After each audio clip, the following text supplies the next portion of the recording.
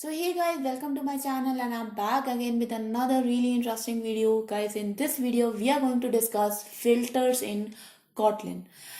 Before I start the video guys, I again want to request you to do subscribe to my channel, hit the bell icon for future notifications. If you have any questions, comments, suggestions for me, please put down in the comment section below. I will definitely address them. And guys, give this video a big thumbs up, share it with your friends and well. And now, without making any delay any further, let's get started. So guys, first of all, you can see on my screen, I have written a little bit of definition of filters. So basically guys, if we have a list or if we have a collection and we want to filter it out, we want to pick out certain elements from it, that is where filters are used. So they are basically means to filter out a list based upon some criteria. And guys, on my screen you can see here that I have created already a list of students, and it is having the name of the students like Rohit, Geeta, Rahul, Sham, John, David, etc. Right? But what I want is I want to filter out all the names of the students whose name is starting from R. Okay, so how I can do that? And with Kotlin, it is very simple, guys, that you just have to use something called as filter keyword. So students dot filter, and after that in the curly braces you have to provide the condition. So it is basically representing the variable here, the variable inside the list, and I want to see ring inside the list and I want to check its 0th character or its first character if it is R or not. If it is R, then I want to print that student. If it is not R, then I do not want to print that student.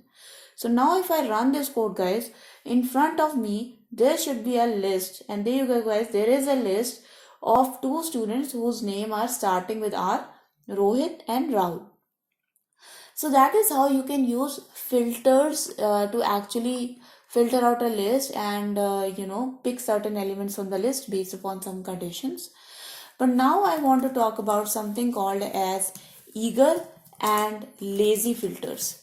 So first of all, what is eager filtering and what is lazy filtering?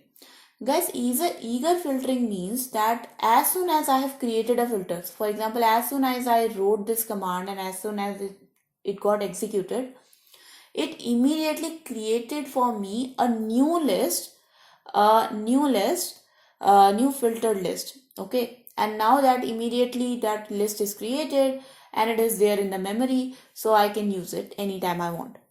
But the lazy filtering means that as soon as this statement gets executed, as soon as I wrote that there is a filter and the condition is that, at that point of time when that statement is executed, then a new list is not created.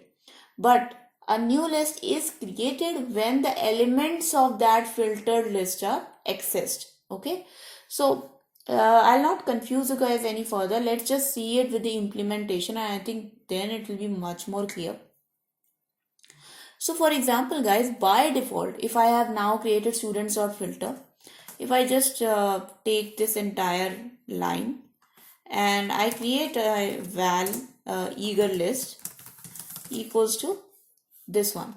Now by default guys, this is going to be a eager list. Okay, this is going to create as soon as this statement gets executed, as soon as this command gets executed, this is going to immediately create a new list of like 2 students, Rohit and Rahul, and store it inside this eager list variable. So now if I run this, I am going to get the same output, but the logic behind it that as soon as this statement gets executed, my variable eager list is containing a filtered list. So the filtered list is immediately created. But what is lazy filter? So if you want to create a lazy filter, guys, let me just remove this eager list now, because I think that is clear to you already. Let's create another val called as lazy list. So this lazy list is going to be a sequence, not a direct list, but a sequence. So if I convert a list into a sequence, I can use as sequence function. Now this as sequence is going to convert it into a sequence of values. And now if you apply the filter on this sequence and the same condition. Now guys, if I now print this lazy list, do you think that it is going to print the same list as before? Maybe you guys think that, but that's not what's going to happen. You can see guys that it didn't print the filtered list. In fact, it just prints a object. So what does that mean guys? It means that if you create a sequence of a list or of any collection, at that point, even if you apply any filter or any map or any other function to it, it is not going to get executed.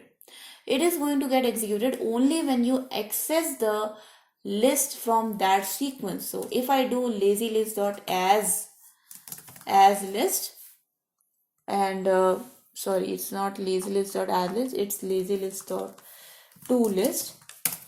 Now if I print it, so once your sequence gets converted to list, you can see that then the filter is actually applied, and thereby in this println statement it actually prints the filtered list. So that's the difference guys.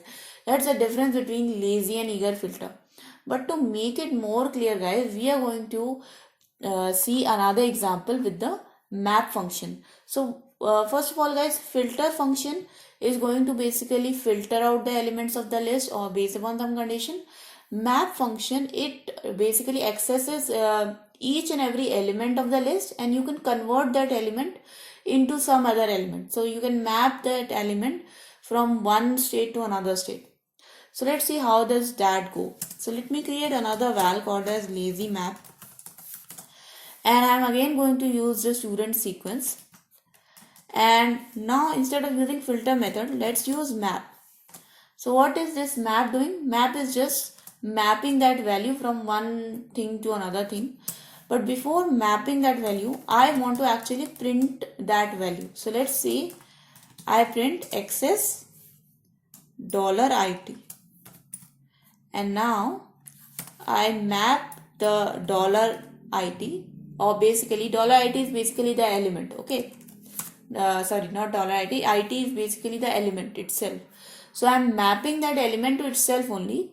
That means I'm not converting this sequence element from one form to another. I'm just keeping the sequence same. But before I'm mapping it before I'm mapping it to itself, I'm just trying to print this statement so that I am sure that this element was accessed when this map function was called. Then this element was accessed. So using this print statement, I will actually find out when this map function gets called. Okay. So now guys, I am going to write here a bunch of println statements. So first of all, I am going to print my lazy map. Then I am going to println some line just to be more clear. Then I am going to print actually the first element of this lazy map. So how to do that? Using the first function. So lazy map dot first, and let me just write that first element and then write a dollar here, and so that it is a much clearer statement to everyone. And now guys, again I'm going to print these lines, and at this point of time I am going to now print the entire list. So instead of using first, I'm just going to use to list. Okay. So now let's run this code guys, and now let's see what is the output of my program. Okay, so we have got some interesting output here. Let's see one by one. So the first println statement was printing the map. Okay, and you can see guys, when I printed the map, it just prints the object here. So Kotlin.sequence transforming sequence, that's it. It doesn't print the values inside the map. That means the values inside the map have not been accessed yet.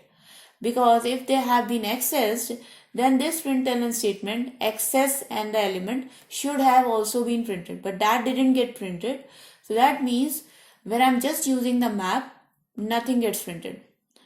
And no element gets accessed inside the sequence.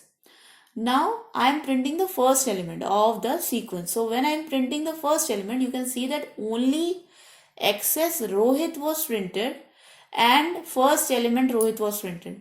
So XS Rohit means that only the first element of this sequence was accessed because I called the dot first function. No other element of the entire sequence was accessed, and that is why it only went for the first element. It wrote access and the first element, and then it returned the first element, and here it wrote first element and the element value. But now after this println statement, you can see that I've got a bunch of access printed and also the name of all these students. What does that mean?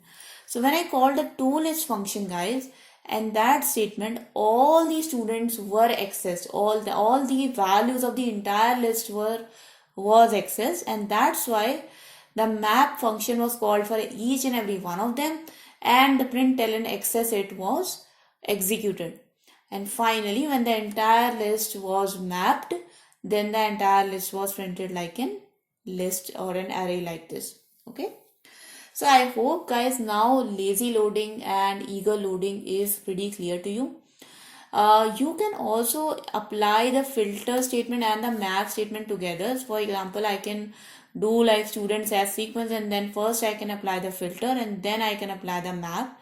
And now if I run this statement, I think you guys can also pretty much predict what's going to happen. So it is going to, first print the map itself, in which no access statement was printed because no element was accessed. And in the next statement, it is just accessing the first element, so only the first element is printed. But in the last statement, the entire list was printed, but this time the list was filtered already. So that is why, guys, if you can use filter, then the filter and map are only going to be executed when the sequence gets accessed using first function or toList function or any other function. Okay. So that was the video, guys. I hope this was a concept which is now clear to you. I know it was a bit of a confusing concept, but I hope I was able to explain it to you well. If you have any questions, comments, suggestions for me, please put down in the comment section below. I would definitely address them as soon as possible. And guys, please do subscribe to my channel and hit the bell icon for future notifications. As for my schedule, I make your videos every day from Monday to Friday. Please do not forget to give this video a big thumbs up, share it with your friends as well. I'll see you guys next time. Until then, bye bye.